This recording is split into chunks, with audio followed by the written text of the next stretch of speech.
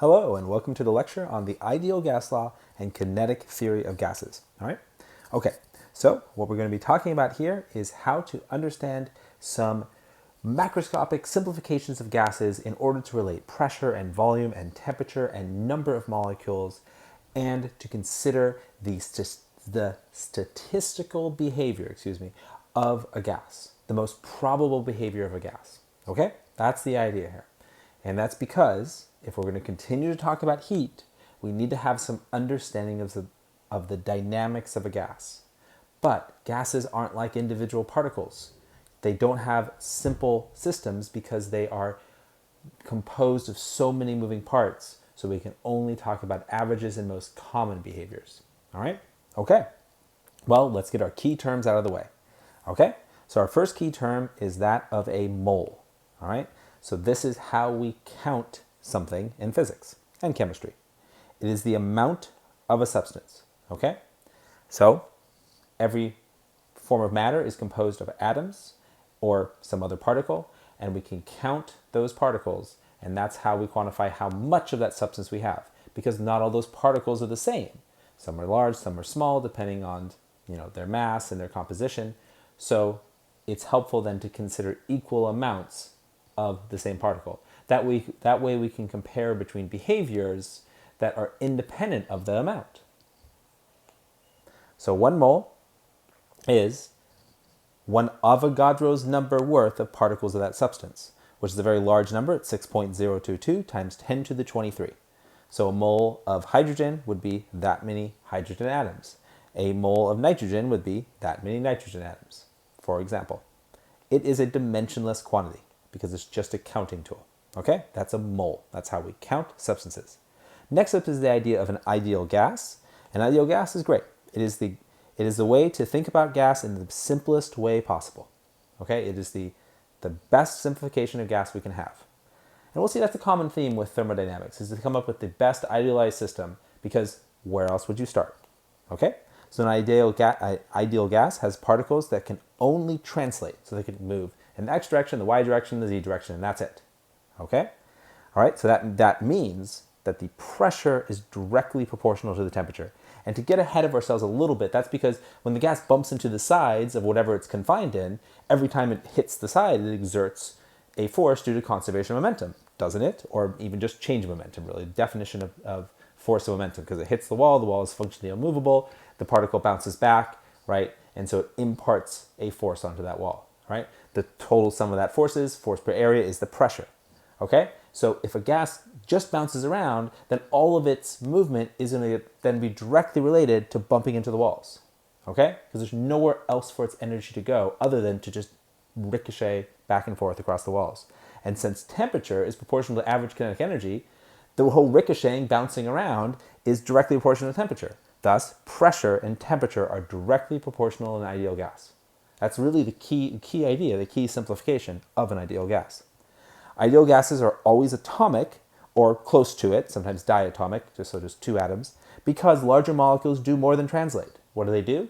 They rotate, okay? That's something we're familiar with. Additionally, they vibrate, so they can have energy in that vibration. We'll actually talk about the vibrational energy and the whole idea of oscillations. So that's it. We can't have that type of behavior because then we would not have a direct proportionality between pressure and temperature. Okay? So, ideal gas, great starting point, does describe atomic gases fairly well. All right, STP is just an acronym that shows up, kind of a standard, as is in the name. It's standard temperature and pressure. That happens to be 0 degrees Celsius, not 20, 0 degrees Celsius, 0 degrees, okay? And 1 atmospheric pressure, which of course is 101,000 pascals, okay? That's the standard. Okay, so if someone refers to STP, that's what they're talking about. All right, next up is a very interesting definition, very mathematical, the root mean squared, okay? Well, the RMS speed, that's how we shorten it to, of a particle in a gas is similar to its average speed, okay? I know that's not very exact, similar, but it's the best starting point. That's the way you should think of what root mean squared speed is, RMS speed. It's like the average, okay? The reason we discuss RMS speed is because of its direct mathematical relationship to temperature and mass. Okay, it's really tied into, it's also the way it shows up in other disciplines, the way it is a kind of a standard method of quantifying things. across any behaviors that are statistical or could be described by a distribution. So that's really the underlying idea here. Okay, that's why we have the idea of root mean squared.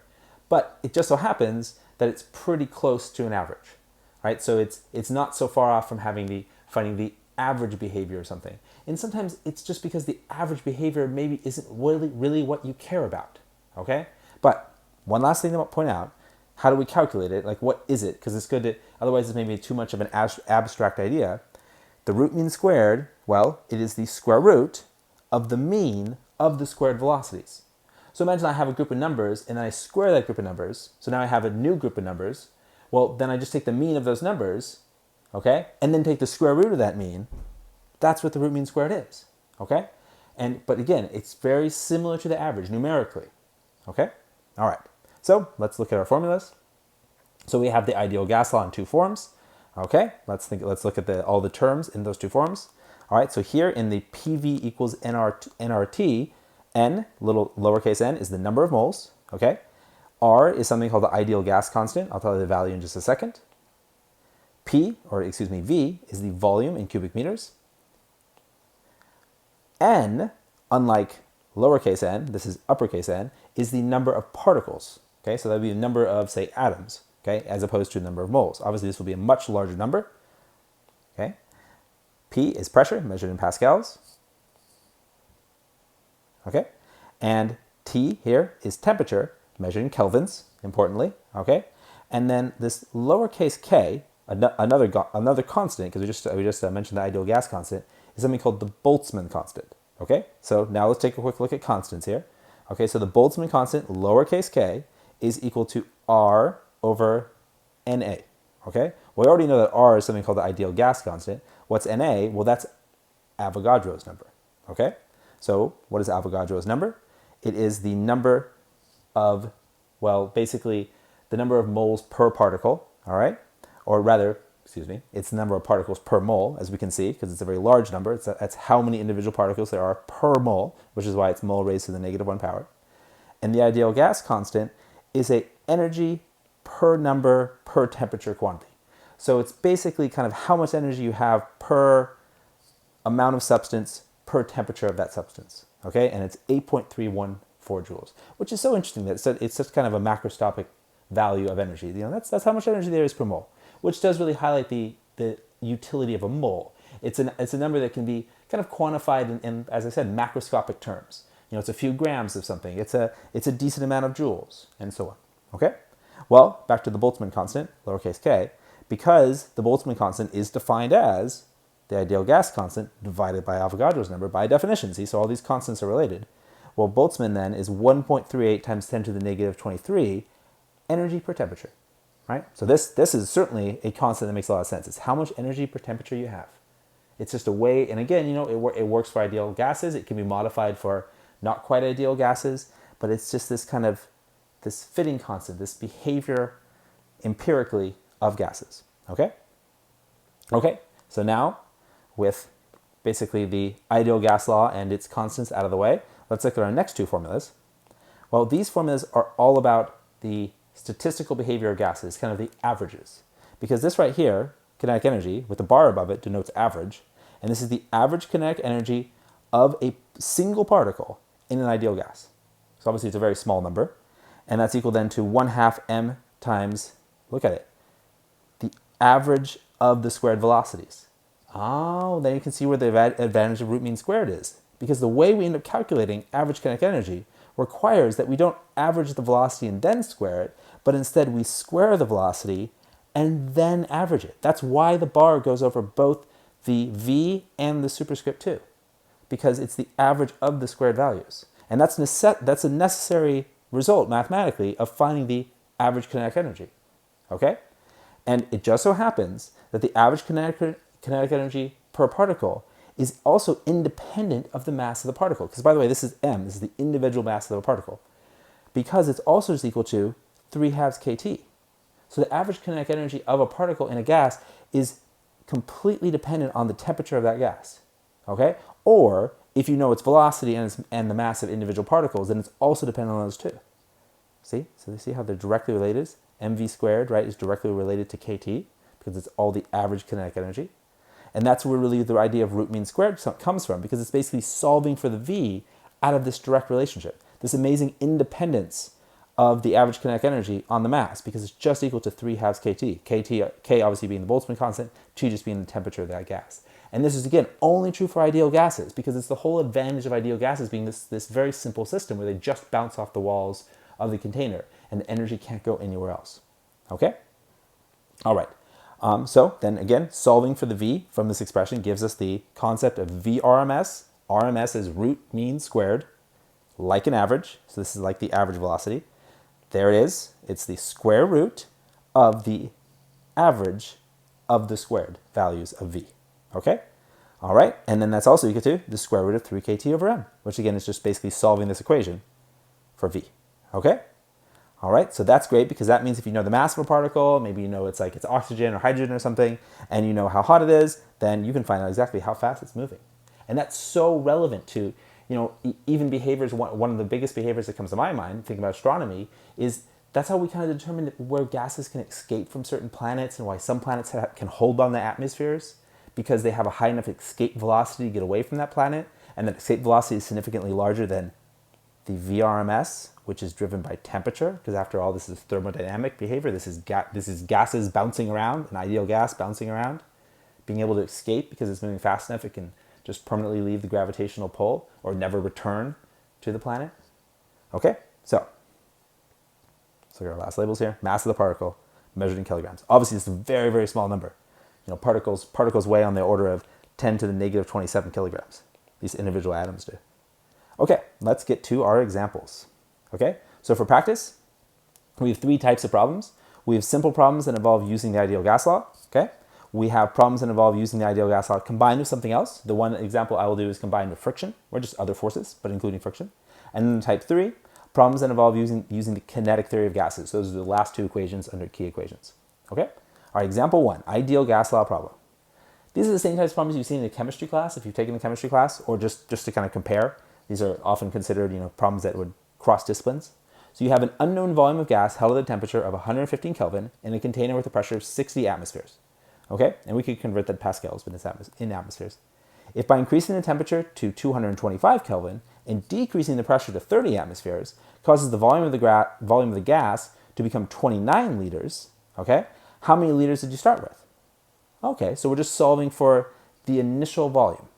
Okay, so we're going to use PV equals nRT. Okay, we're going to treat nR as a constant because our gas never changes the number of moles, and obviously the ideal gas law doesn't change. So collectively, this is a constant. Again, only because there's no moles entering or leaving the system. All right, and that means that our rate, we end up, if we solve for the ideal gas law and consider that the ideal gas law, since it is, after all, pressure times volume, and what is pressure times volume? Well, that has units of energy, all right? So the ideal gas law is very much an energy conservation equation. So that's what we're really employing here, is an energy conservation between pressure, volume, and temperature, going from one point to a later point, all right? After the increase in temperature. Okay, so we'll just go ahead and work this out. All right, so we're just going to set the left-hand side to the right-hand side. All right, so obviously the pressure started at 60, decreased to 30. All right, the volume changed, but we don't know what it started at. So we'll just solve for V1, and we end up with 7.41 liters. Notice I left the volume in liters. I didn't convert it to cubic meters. One liter is 1/1000th of a cubic meter. The reason I did it is because I might as well just get my final answer in liters. And since this is a ratio, I don't have to change the units to standard units, base units, in order to get a correct answer. Okay, as long as I acknowledge what my units are in my final answer. In this case, liters. All right, so there's using the ideal gas law. Let's do it again, but let's relate it to something else. Let's look here. So we have a sealed test tube, which has a certain volume, traps 25 square centimeters of air at a pressure of 1 atmosphere and a temperature of 18 degrees Kelvin. The test tube's stopper has a diameter of 1.5 centimeters. That's going to allow us to find the cross-sectional area, and will pop off the test tube if a net upward force of 10 newtons is applied to it. And the idea of the net upward force, the reason it's net, is it accounts for the downward push from the from the ambient pressure of the room, and it's the net pressure that will actually push up. So to what temperature would you have to heat the trapped air to pop off the stopper? Assume the pressure in the surrounding tube is 1 atmosphere. Okay? All right. So here's our picture. There's a stopper. we're going to have a force from the pressure inside, because we're going to use the ideal gas law to find pressure, and then we're going to multiply pressure by this area, see? And that's going to give us the force that's actually pushing up. We also have the force of gravity, all right, which would be the weight of the stopper. In this case, the stopper's mass is not mentioned, so this would be considered to be insignificant.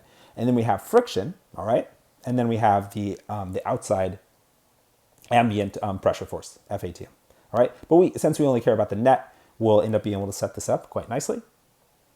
So we have so we have positive Y up, as is denoted there. So we have the upward pressure from the test tube, minus gravity, minus friction, and then minus the force from the atmosphere, okay? And so if we simplify this, okay, so we can assume that Fg plus F plus friction, that this is the combined force that we have to overcome, okay? So since we need that net force of 10 newtons, then we can really say that those are the forces that are contributing to that net force. So that's what we have to overcome. It's the combined effect of gravity and force, which is why we were not given the mass of the stopper. Okay, so then we have our pressure upward pushing force, the downward atmospheric force on that particular cross-sectional area, and then the net force that needs to be overcome, right? No acceleration, because this is really like an equilibrium problem. This is like just tipping over that point of equilibrium. We just need the stopper to start moving. We don't need it to achieve a certain acceleration. Excuse me. All right, so we'll replace some of our terms here. So this would be the upward force. And here we just have the atmospheric pressure times the cross-sectional area, because pressure times area is, after all, force. And here is our net force. Okay, yeah, as I did note, that's area. And we use the ideal gas law, all right, it's finally coming into play, to find that force, okay? And so that force is just going to be pressure times area, pressure 2 times area, because after all we had the idea that the temperature is going to increase, and that's going to cause the pressure to build up. So we'll use the same ratio we use in example 1, because what's being held constant here, well, N and R is again a constant, okay? So that gives us the same relationship. What else is being held constant here is the volume, because the stopper is just starting to move. There's never actually a volume change. So it simplifies the P1 over P2 equals P2 over T2. All right, so that means that it's an even simpler ratio, and we can solve for the final pressure. All right, so the final pressure is the initial pressure times the final temperature, and so then we're just going to set this up, because after all we're trying to find the temperature difference. What temperature would you have to heat it? All right, so we know T1, we're trying to solve for T2. Okay, so we're going to go ahead and simplify this. We can see we leave our variable in there. This is all algebra at this point, and then we eventually solve for T2. And what do we get? 454 Kelvin. So it has to be pretty hot to overcome, because it's a significant amount of force that's being overcome, 10 newtons. All right. Okay, so these last few examples are all going to be about the kinetic theory of gases. Just to kind of show how we use it. They're basically, I mean, I don't want to, demean them at all, but they are fairly plug and chug problems. But, that said, the concept is pretty tricky. What is it? Average kinetic energy of a particle, equals 3/2 kT. That's a strange formula. Like, where does that come from, right? And we're not justifying its entire derivation here in this class. So that means you kind of have to take it at face value. So let's at least see how we use it, okay?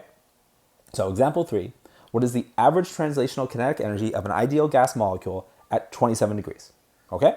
All right, so how do we do that? Well, that's literally just taking the average kinetic energy, setting it to 3/2 kT, because as I said, it's independent of mass. So this is true for any ideal gas, okay? So, and again, but what's a true ideal gas? It doesn't actually quite exist, okay? Strictly speaking, there's some energy that's beyond that level of just treating particles as single point masses, because of course they do have an electron cloud. There's some quantum mechanical behavior, so that there's something there more than just like a point mass. So that's why we can treat them all together, because it's all a simplification. And again, ideal gases are going to be your hydrogen gas, diatomic oxygen, diatomic helium. These would be examples, or even just atomic helium. Those would be examples of ideal gases. Okay, but anyway, so it's just 3/2 kT. So we just plug in T. Make sure to remember the Boltzmann constant, and we get our energy. And again, this is energy per particle, which is why it's such a small number: 6.21 times 10 to the negative 21 joules. Okay.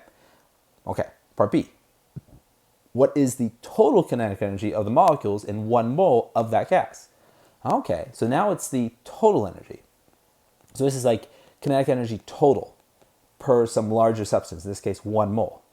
That means that it's just the energy per particle times Avogadro's number, because that's how many particles there are in a whole mole. So we take a big number, multiply it by a small number, and we get 3,740 joules. So decent amount of energy in 1 mole. Okay, again, a mole is a macroscopic amount. And in the case of a gas, it can, sometimes it can fill, a few liters, right, depending on the pressure, and depending on the gas. So a mole is really a significant amount, which is why it has a fair amount of energy, right? But there's a lot of energy in random motion. Because after all, this is random motion. Even when we talk about the fact that that VRMS is a number, well, that's because that's the speed. Notice it was VRMS speed. Because what's the average velocity? 0. Because the overall behavior, unless the gas is moving collectively in one direction, the random behavior has to average to 0. Okay? All right. So, C. What is the RMS speed of a diatomic oxygen molecule at this temperature? So if we're actually solving for speed in meters per second, you need to know what atom it is. Okay?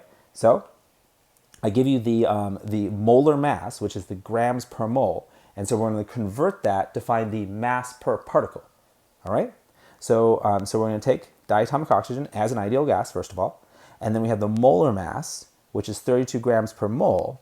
Well, that means that the mass of one individual particle is this many kilograms divided by Avogadro's number. That would be the mass per particle. That's how you go from molar mass to mass per particle.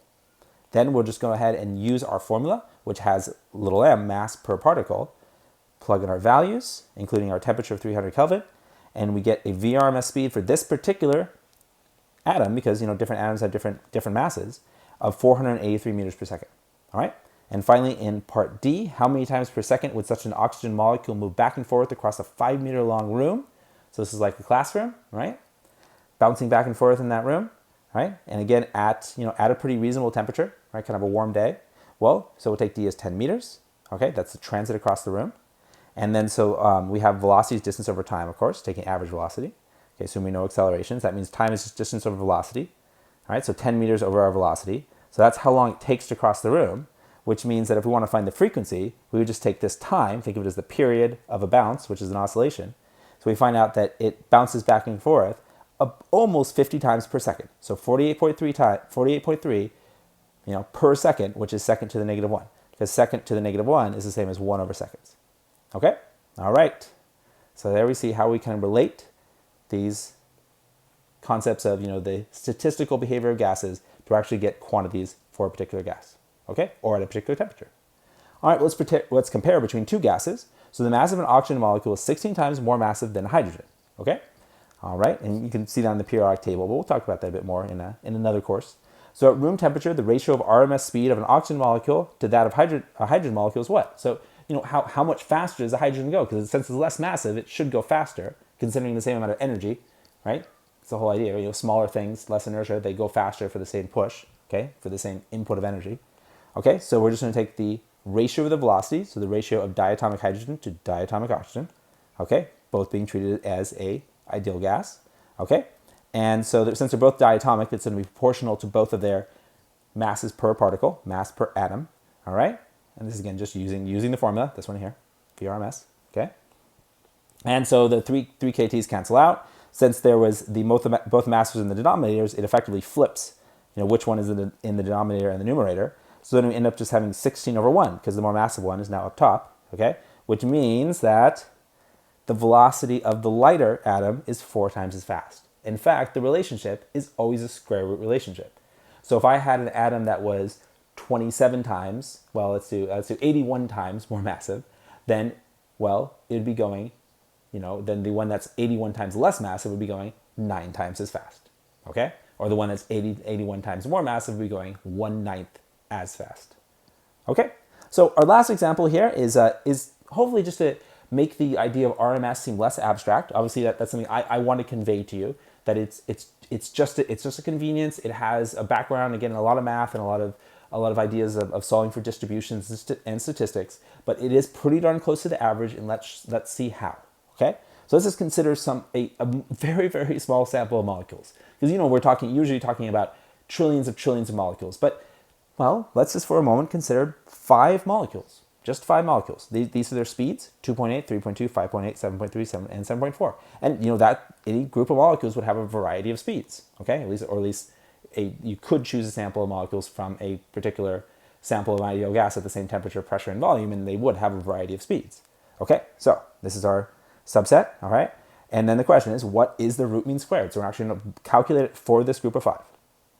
So the actual formula for VRMS, okay, the general form, is to sum up all the squareds. So take each individual velocity and square it, and then sum the squareds. Okay, and then divide by the total number, which means you're taking the mean of the squared values, and then take the square root of that mean, because it is the root mean squared, right? Okay, so that's how you actually calculate it. So for a group of these particular 5 numbers, I would just plug them in, okay? All right, and the units would be meters per second. And then the numerator becomes 160, which means that then we get 5.7 meters per second. That's the VRMS of this group of 5 velocities.